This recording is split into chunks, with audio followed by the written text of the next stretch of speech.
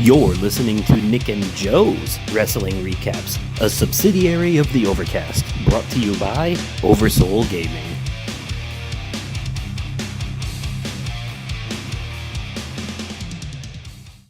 Welcome back to another episode of Nick and Joe's Wrestling Recaps. I am Nick. I am Joe. And together we are bringing you coverage on WWE's Clash in Paris. So the first match we had on the card was Roman Reigns versus Bronson Reed. I have thoughts on how the match ended and the aftermath. What were your thoughts of the match itself, Joe? I mean, we all know the brutality that Roman has. We all know the brutality that Bronson Reed has. I mean, these are two big boys who have been going at each other's throats for weeks on end. Mm-hmm. And it all started simply because Bronson liked Roman's sneakers. Yeah, I so, still think that's like the fucking dumbest shit ever. But I mean, come on, these two big boys went in there and they put on a banger of a match. Yeah, they fucking did. Did you see the way when Roman went to do his first spear, he just absorbed it like it was nothing? Or how about the fact that he tried to pick him up and deliver the Samoan drop, and then Bronson shifted his weight, which caused Roman to, just collapse under this big boy. Yeah, Roman met his match with Bronson. I think it's absolutely just hilarious how Bronson Reed took 5 or 6 shots off the ring post and just ate them. Yeah, like Roman was seriously like bouncing his head like a damn basketball off that damn ring post. And he like it was nothing. Yeah, I mean, we are looking at the modern day Braun Strowman at this point when it comes to Bronson Reed. Yeah. I mean, Bronson has everything you could look for as far as an athlete goes. I mean, for people who follow baseball, he's a 5-tool player. I mean, he's big, he's athletic, he moves like a cruiserweight, quite frankly. He really fucking does, and it's scary. It is. It's like you have to agree with what Seth has been saying about Bronson this entire time. If you can't beat him, join him, because at this point, after what we saw over the last month or so when it comes to Bronson Reed and Braun Breaker, who's going to stop these dudes with Seth Rollins? Yeah, no, I have some thoughts on where this whole Seth Rollins thing is going, but we'll get into that a little later after we talk about the main event. That was a hell of a match, though. I'll give it to the two big guys. It really fucking was. Like, that match, it was a good match to start the night off. It really was. Now, before we get into the next match, which was one of my more anticipated matches of this card, I want to bring attention to something that I noticed. This was before they had actually announced that they were there. I saw them sitting ringside behind the announcer's desk. Oh, good God. We had Jelly Roll and Post Malone sitting there. Now, on to the next match on the card. we had the Wyatt Six, the defending champions, versus the Street Profits. Now, the Street Profits came out in Borderlands masks with Borderlands type uh themed up on the video board to promote the soon to be launching Borderlands 4. But this match was exactly what it needed to be. I think with the Wyatt Six defending their championships, the tag titles, the way Dexter Loomis like crawls on his fists and drags his knees, it's fucking creepy, and I'm here for it. Yeah, I mean, this match definitely delivered. But I want to point out the tension between Montez Ford and Angelo Dawkins. I mean, these two did Ooh. not look like they were on the same page from the get-go.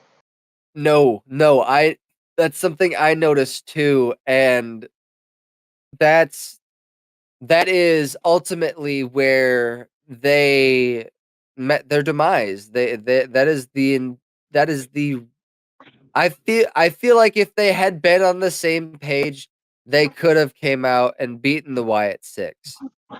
I don't even think if they were on the same page, they could have beat the Wyatt Six. I mean, the Wyatt Six right now, They're it's. I hate to say it, but I think that the only guys that could beat the Wyatt Six right now would have to be the Judgment Day. I mean, well, no, they're over on Raw, and the. I mean, I don't even know who really could beat the Wyatt Six at this point. At this point, either all of the tag teams are hurt, or they are none forced to of be them reckoned with. are. They really are, and I mean, I hate to say it, but it's long overdue for the Wyatts to get the recognition that they've deserved for so long. I mean, Absolutely. Yes, you that's know, what I love to hear. it's when was the last time the Wyatts held the titles? You know, and they hadn't held the title since the original Wyatt family when it was Luke Harper and Eric Rowan. Exactly. And of course And, Bray Wyatt. well, yeah, but the sad part about it is Luke Harper is the only one left out of the original Wyatts. Luke Harper? No, Luke Harper's dead. Eric Rowan. Eric Rowan, yes. Eric Rowan, yes. Redbeard. Redbeard, yes. You know. Rambling Rabbit. Yeah, right. But I don't think that Angelo Dawkins and Montez Ford could have beat them even if they were on the same page. So based on their chemistry in this match, I have a feeling that there's one of them's going to turn on each other here soon, and I don't know when, and I don't know who, but I feel like they've been teasing the split between these guys for what, the better part of 2 years now. They've been teasing a split. Yeah. So it's like, if you guys are going to do it already. Like, I'll be the first to say I'd love to see Angelo Dawkins and Montez Ford go one-on-one. It'd be a hell of a match. It would, because that could be on the card for WrestlePalooza. Well, I mean, here you got two guys who are just at the top of their game right now. I mean, these dudes have been going at a very high octane level for years, and then, you know, Angelo Dawkins is another Bronson Reed. I mean, this dude he moves like a cruiserweight. There's no he does explanation for, this guy doing the moves that he does. So, it's I'm here for it. I'd like to see these two guys go at it. Hell yeah. But no, I am happy to say that the Wyatt Six did retain their tag team titles. We'll talk more about the Wyatt Six a little later in another segment. But the next match we had on the card was Nikki Bella versus Becky Lynch for the Women's Intercontinental Championship.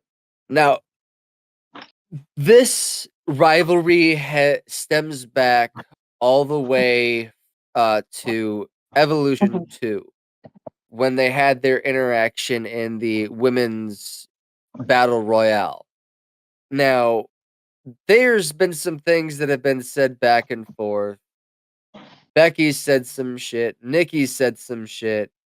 But this match, based on the, if I were to base the match on the build-up, I'd say the match does not match up with the build-up. This match felt very forced, like they didn't want to be there. Exactly. It felt extremely mediocre, and I wasn't entertained. The way Nikki was bouncing Becky back and forth, you could visually see Becky's face not hitting the fucking announce table. I was not impressed with this match. All I'm gonna say about this match is WWE should have let it build for a little longer than it did, because you already spoke about it. We discussed it earlier before the show about how these two girls, women, they just had that look and that drag in their bodies, like, we don't want to be here. This match is too early. Or, they kind of looked like we requested that this just get scrapped altogether because it just wasn't there. Yeah. And for anybody who's been watching for long periods of time, especially, Nikki Bella and her era, we know that these two women were not their usual selves last night. We know that it just, the anticipation wasn't there. Yeah. The excitement wasn't there. There was just no feel to it. It was just blah. That and the build up, I wasn't as excited as I should have been for this match. Like, it was cool to see Nikki Bella fight in a match in a singles match nonetheless, for the first time in a while. But it just, I wasn't excited as I could have been. Yeah, they could have spent a lot more time building this shit up. They really should have, because it just wasn't there. Like, it just wasn't. Like, I mean, yeah. Becky did end up pinning Nikki for the 1, 2, 3. The way she got pinned was utter bullshit, and it happened way too fast. At least, yeah. She did it. She ended up retaining her title. Let's move on to the next match. We had Rusev versus Sheamus in a good old-fashioned Donnybrook match. Good old-fashioned Donnybrook match. This match was fucking unhinged. This was the match of the night, in my opinion. This match, dude, there was so much that went on in this match. Like, that fucking bar, not bar stool, because that's not a stool. Bar stand, the bar table, whatever you want to call it. Bar table, bar stand, yeah. Dude, the way they used that fucking when Sheamus put Rusev through the 2 tables with a white noise through the table, dude. I thought Rusev was done. Oh, you're talking about when he gave him when he off the Off the the whiskey whiskey barrels. barrel. Yeah, Dude, this match was fucking nuts. it really was. The way And- Sheamus powered out of that first accolade. I mean, let's be honest here. If you're gonna pick two crazy, people to even consider to do a match like this, they got it right with these two guys because, They absolutely fucking did. well, and I mean, at least with this storyline, it had history to it. The build was already there, the animosity was already there, because these guys were once a part of the League of Nations, Yes. where coincidentally, Rusev was kicked out of because he was considered to be the weakest member. Or was it Rusev or was it Alberto Del Rio that was kicked out of it? I don't remember.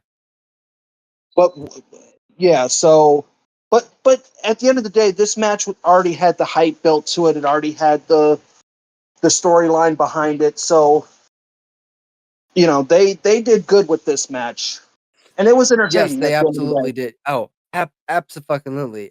I'd have to agree with you when you said match of the night. That the way that second accolade that Rusev put Sheamus in with the shillelagh in his mouth and the way, dude, that I've never seen anything like it. I think I heard Michael Cole say that is only the second time in Sheamus's career that he has ever tapped out. Yeah, yeah, that's probably he hasn't He doesn't tap out. no. Sheamus does not tap out.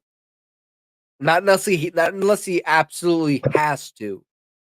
And then he was left in a very compromised situation. Like there was no getting out of that. There was no powering out of that with the way his knees were bent, the way his arms were being held back. Dude, there was no getting out of it. There no fucking way. I would have tapped too. Right. Well, see, here's the thing with Sheamus, and I don't know if you know much about Finley, but No. Sheamus has that same mind mentality that Finley had. Yeah. And Finley didn't lose a lot of matches, and Finley, to my knowledge, tapped out maybe 2 or 3 times his entire career. Okay.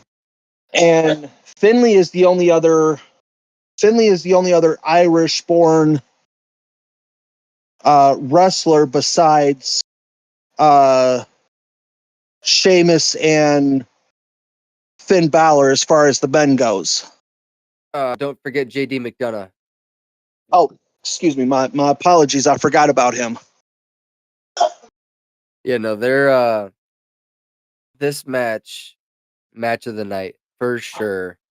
Yeah, this was violent. This was brutal.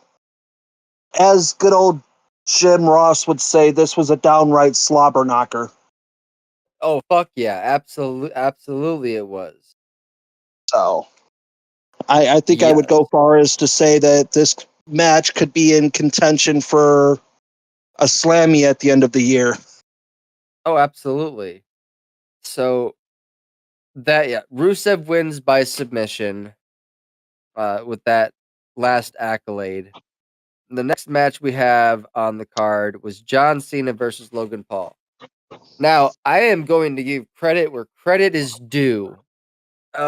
So normally I would absolutely be dogging the shit out of Logan Paul right now because fuck Logan Paul. I still stand by that statement. But he lost this match without cheating. Like this was a clean fucking match. There was no outside interference, and I was fucking here for it. I honestly think that a lot of what John had to say on Friday, Logan took it to heart because John basically said that at the end of the day, Logan is all about him and Logan is all about what can he take from the business, not what can he give to the business. And John also said a few other things. But the one thing that John said to Logan was, if you want to earn the respect, you've got to start being more serious. Because let's look at all of Logan's matches, right? He's always doing some sort of YouTube clips or some sort of viral moment where he's, coming in with a drone, or he's, doing, Yeah, frog splashes outlandish off shit. Right, yeah. And we didn't see any of that out of Logan. No, we did not, yesterday. and I was fucking here for it. If you take it more serious instead of trying to showboat, then maybe people will start taking him more serious. But until then, he's a fucking joke. But tonight, like last night, when I said last night, but yesterday when that shit, like when that match, like I was genuinely impressed with Logan Paul. Like he put up one hell of a fight. John Cena ended up coming out on top to making this his 99th premium live event win. This was a match that didn't need to be fucked with, and I'm glad that Logan Paul took it seriously. So here's the question, right? With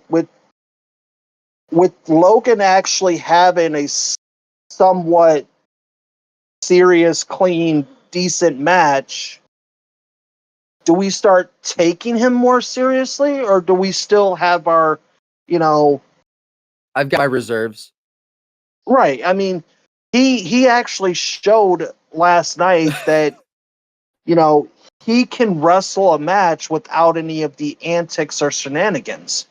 Yeah, like he showed how good of a performer he is without the showboating and the viral moments. Like I've never said that he's not a good because he is way better than he has any business being. Oh yeah, that's without a Like shadow of a doubt. like he has no business being as good as he is. But I'm gonna give credit where credit is due, and I was genuinely impressed with this match. Do you have any final thoughts on this match, Joe?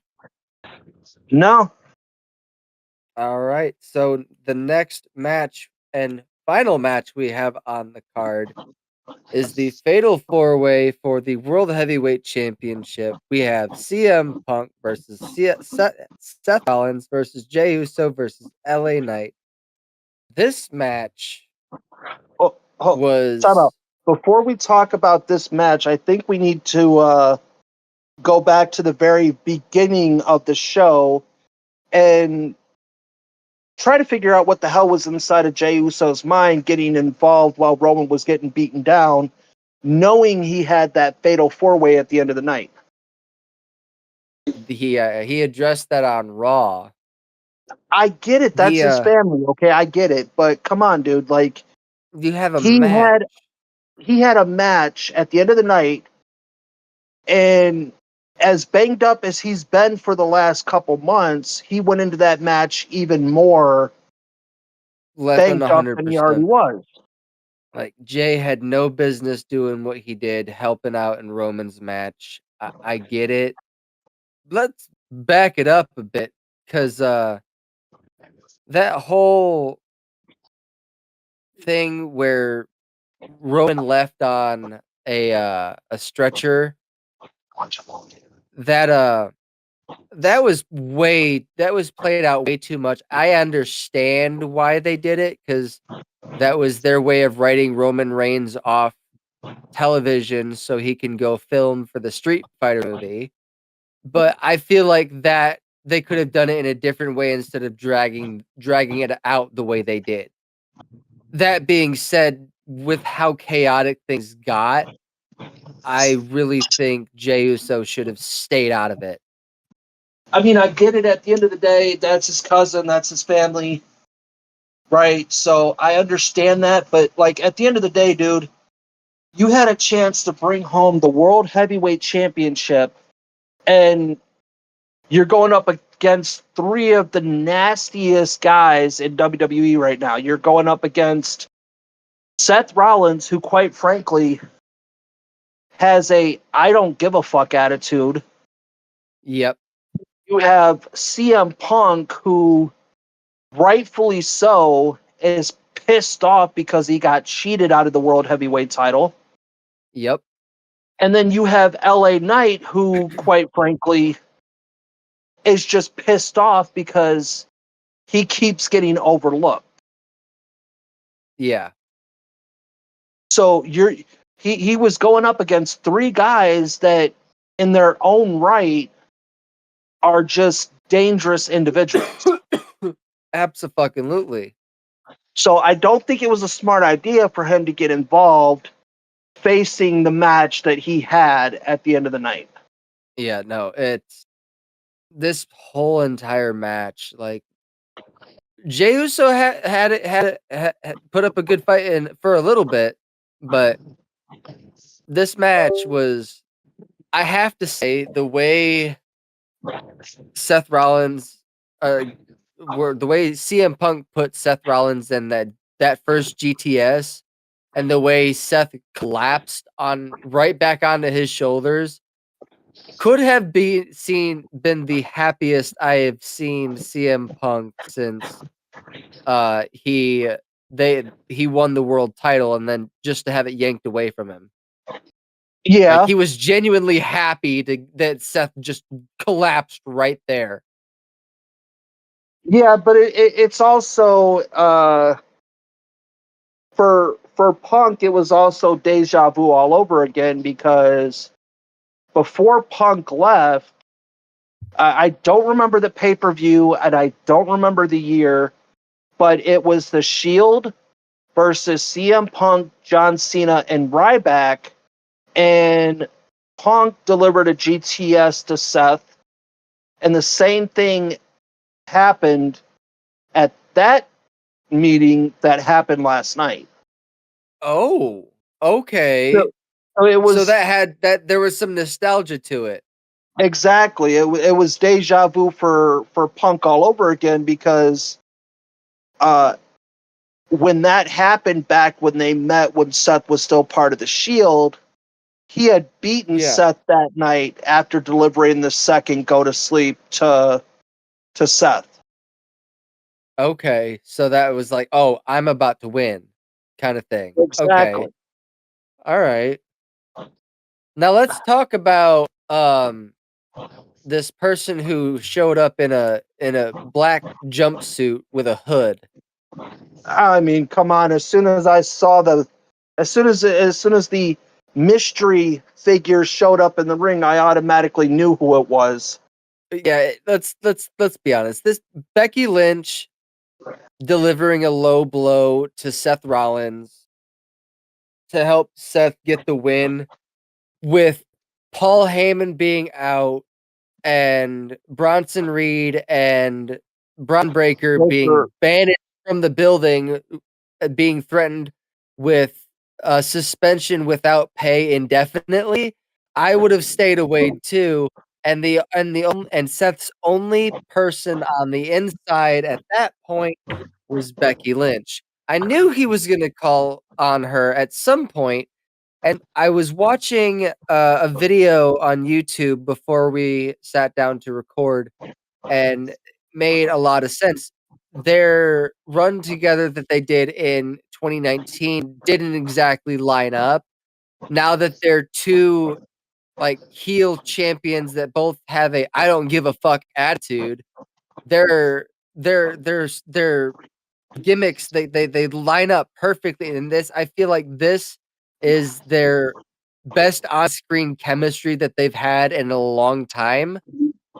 But I do firmly believe with what we saw happen at Clash in Paris and then on Monday Night Raw, I do believe that this is the setup for the long-awaited return of AJ Lee, the wife of CM Punk.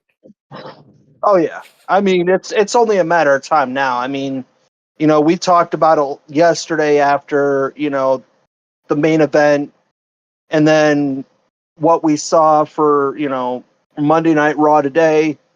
Yeah, it's just a matter of time before we get AJ back, simply because you take a look at what happened with Edge a few years ago when he got kicked out of the Judgment Day. Beth came back to go to war with Edge against Damian Priest and Rhea Ripley. And then now you've got, Seth Rollins, who's going to war with Punk, and now Becky's being put into the storyline. So it's only a matter of time now. It would only make sense. Oh my gosh, yes. I mean, I think we would all be extremely disappointed and pissed off if it was anybody else but AJ. Yeah. I mean, because let's be honest, we've read the stories, we've seen the interactions between Punk and Rhea, we've seen the interactions between, Punk and Io Sky. We've seen the interactions between Punk and all these other female superstars. Yeah. But I think it's also interesting to note all the cryptic messages that Roxanne Perez has been sending lately to AJ Lee, because we all know the relationship between Punk, Roxanne, and AJ, right? And we all know that it's on Roxanne's list to have a match with AJ. Oh, absolutely. So it's only a matter of time before AJ comes back. I to be perfectly honest, I would rather this feud build for 3 to 6 months, and then I'd rather it get set up for WrestleMania at the end of the year, or I mean WrestleMania for next April. Yeah. Let it build, let the animosity build, let the tension build, let the feud just brew, so that once it finally comes to a head, it delivers everything that we want it to deliver.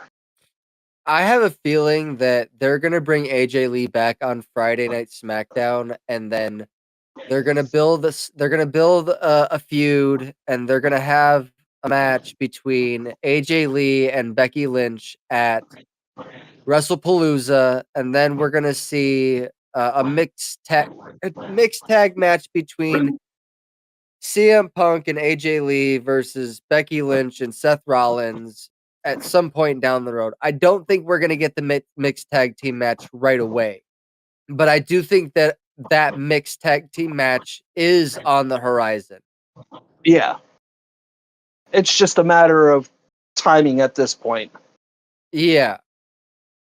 I think this is a good spot to move on to what we want to see next.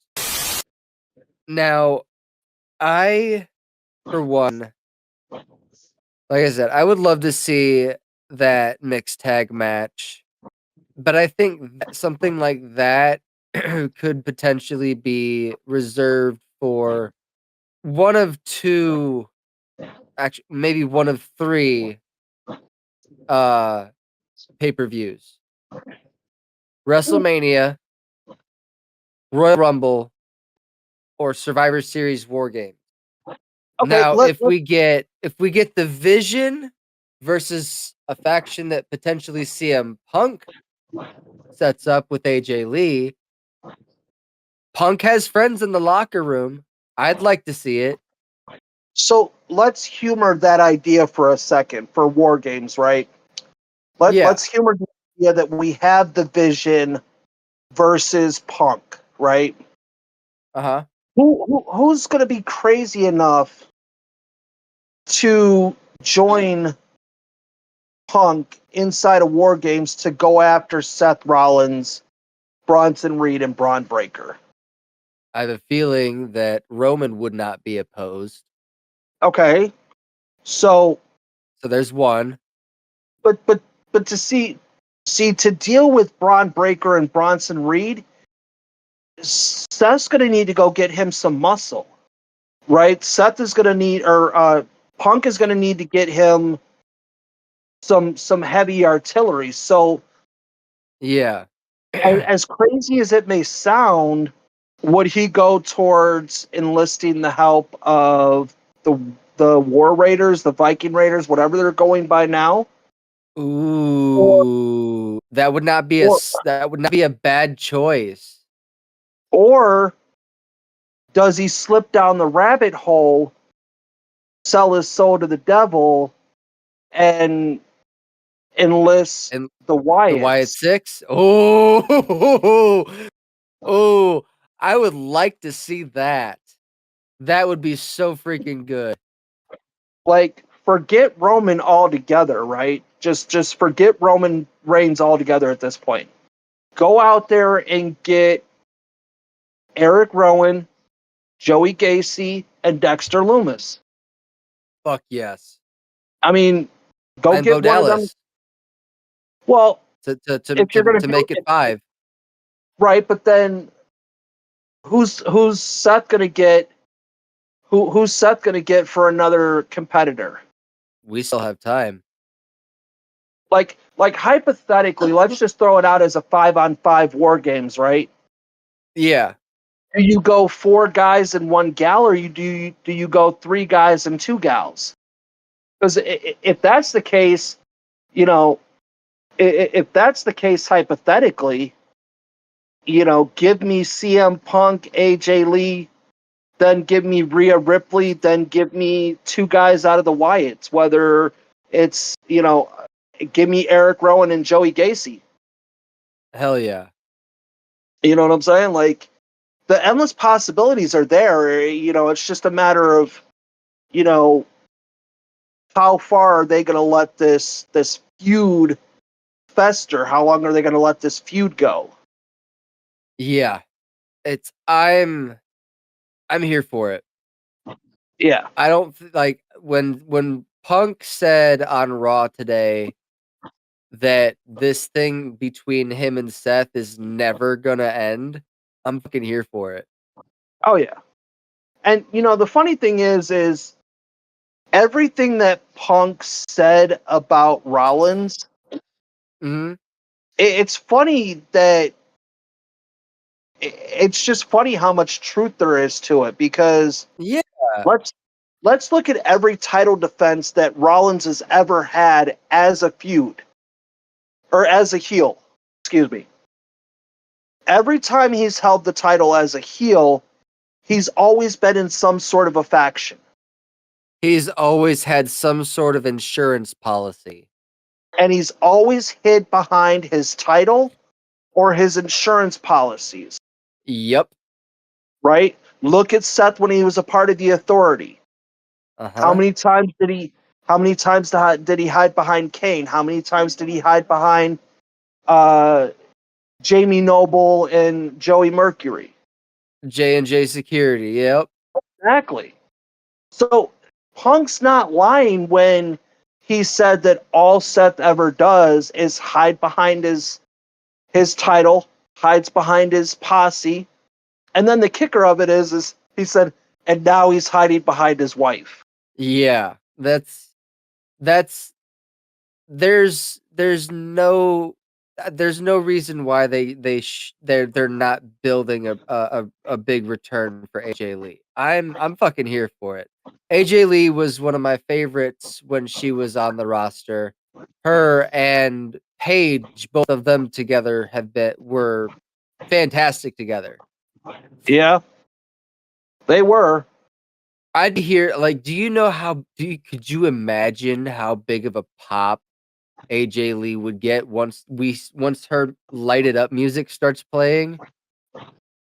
Yeah, but here's the kicker, though, right? SmackDown's in Chicago on Friday. Yeah. Right? This is the perfect opportunity for her to return.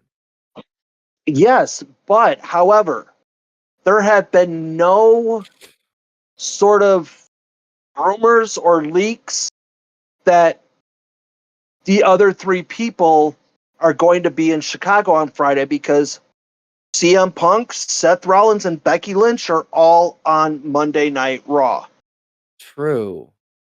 That doesn't mean they can't invade, which has been done before. Yeah, it has been. So it will be interesting to see what plays out come Friday. Yeah, absolutely. So all right. Now I did want to talk about something that is going on with the Wyatt Six.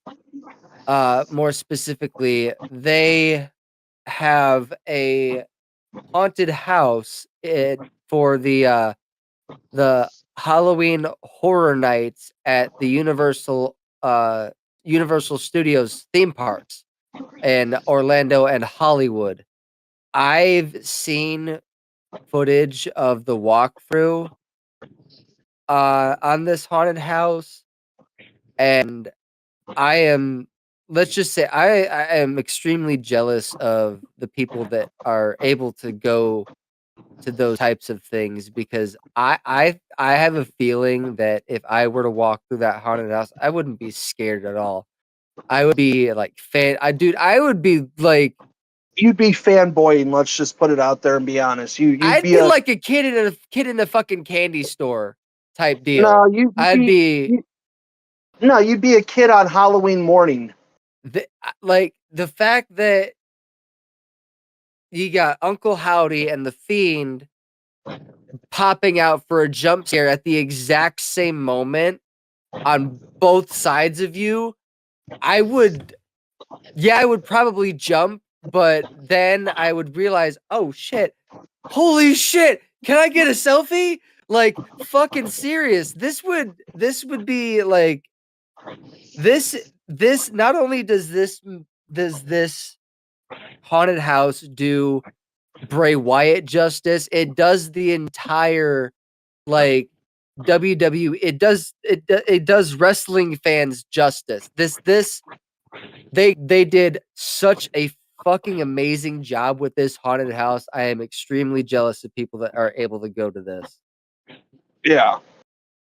I just hope that one day they keep it going after this year, because I would like to hopefully go at some point. Yeah.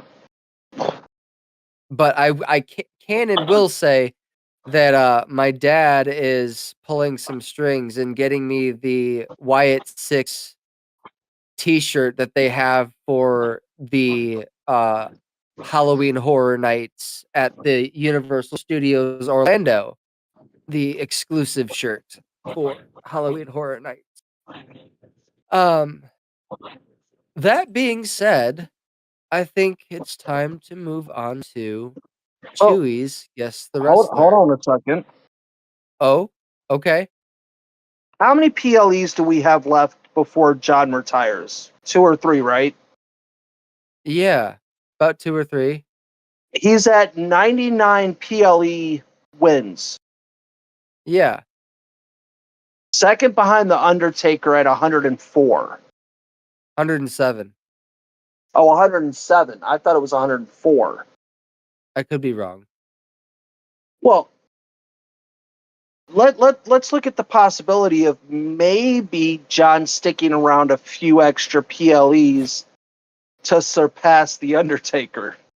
I love don't to know. see I would love to see it too, but he seemed pretty clear on those dates, and his last match is scheduled for, I think, sometime early December at December a Saturday. 13th is It's a yeah. December 13th at a Saturday night's main event. Yep. That is his last match. We will be covering that specifically because it's John Cena's final match. So I just thought it'd be nice to mention that, and Yeah. That's that'll be interesting. All right. Let's mosey on over to Chewy's Guess the Wrestler. alrighty. All right. Joe, do you have someone in mind? I do. All right. Male or female? Female. Female, okay. Dead or alive? Alive. Currently active? No. No. Active in the 2010s? Yes. Active in the 2020s? No. Okay. When she was active in the 2010s, was it active in the WWE? Yes. Former champion of any kind? Yes. Part of a faction? Yeah, for a while. Royal Rumble winner? No. Former champion? Did I ask that? Yes, former champion. You already asked that. Okay. Was this a 3-person faction? 4-person faction? 3-person. 3-person? Yeah. I'm gonna take a shot in the dark. Is this Mandy Rose? No. No? No. You really are gonna kick yourself.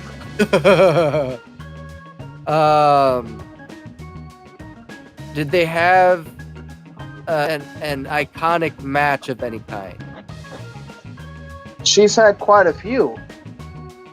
You know how you're gonna kick yourself in the ass? How? Because we've been practically talking about this person all damn night. We're talking about Becky Lynch, aren't we? No. Nikki Bella. No. Nikki was never in a faction except with her sister. Okay. You really can't even call that a faction. AJ Lee. Exactly. The time. Who is she? Who? I'm gonna Who is explain. she I'm in gonna a faction explain. with? I'm gonna explain. At the time, Dolph Ziggler was the Intercontinental Champion. Oh, okay. I do remember this. Big E was like his bodyguard. And AJ was his girlfriend. Okay. I do remember that. I remember seeing clips of it. All right. All right. So it was AJ Lee. All right. So I've got someone in mind.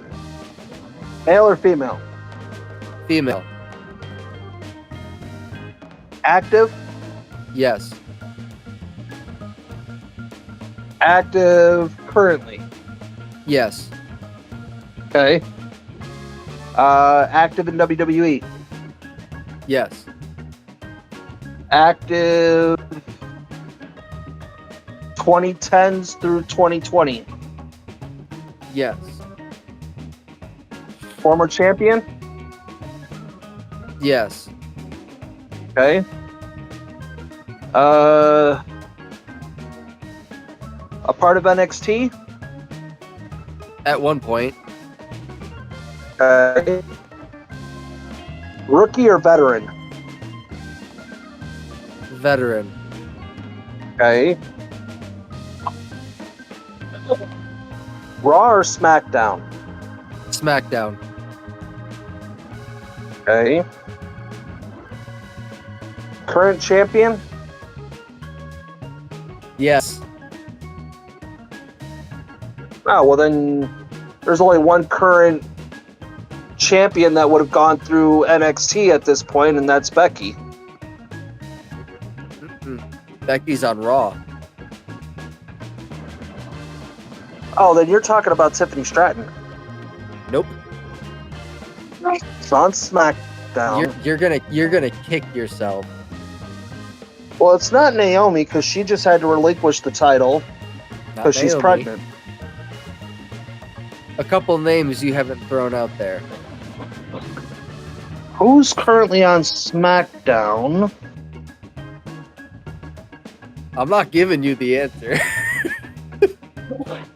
Oh, Julia. No, definitely not. That name didn't even cross my mind. Okay, well, if it's not Tiffany and it's not Julia, the only other two people I could think of would be Alexa and Charlotte. Ding ding ding! You have a winner, Alexa Bliss. It was Alexa Bliss. Because I forgot that they have to defend on both brands. Yes. All right. Yeah, I'll be honest with you, I completely forgot about them two there for a minute until I remembered. Oh shit! The women's champions, they have to defend on both Raw and SmackDown. So, Right. Do we have any closing thoughts? you know what? I'm gonna. Oh, what do we feel about? How do we feel about Jimmy and Jay being back together?